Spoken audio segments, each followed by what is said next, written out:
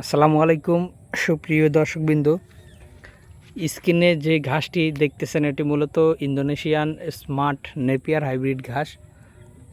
দর্শক, এই ঘাসটি মূলত আমাদের এই জমিতে কাটিংয়ের জন্য আমরা রেখে দিয়েছি, অর্থাৎ পরিপক্ক করার জন্য।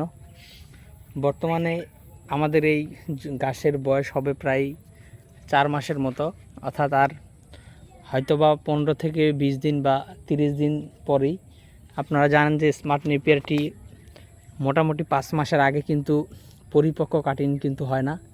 তো দর্শক, আমরা এই গাছটি মূলত কাটিংয়ের জন্য রেখে দিয়েছি এবং ওই পাশে দেখেন সামনে আজকে এখান থেকে কিছু গাছ কেটেছি, অর্থাৎ এখান থেকে আবার আগে কাটা হয়েছিল, সে কারণে এইগুলার বয়স প্রায় 4.5 থেকে 5 মাসের মতো হয়েছে।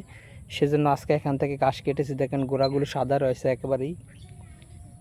2 ঘন্টা আগে এখান থেকে ঘাস কাটা হয়েছিল এবং এই জমির যে গাছগুলো রয়েছে সেগুলো কিন্তু আমরা সারা বাংলাদেশের বিভিন্ন প্রান্ত থেকে অনেক ভাই আমাদের কাছ থেকে কিন্তু ফোন করে এই স্মার্ট নেপিয়ার ঘাসের কাটিং কিন্তু চান।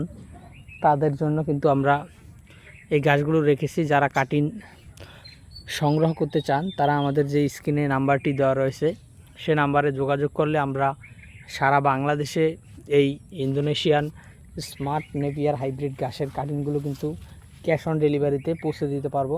তো দর্শক, আপনি বাংলাদেশের যে কোনো প্রান্তে থাকুন না কেন, আপনার কাছে কিন্তু আমাদের এই ঘাসের কাটিং কিন্তু আমরা পৌঁছে দিতে পারবো কুরিয়ার সার্ভিসের মাধ্যমে।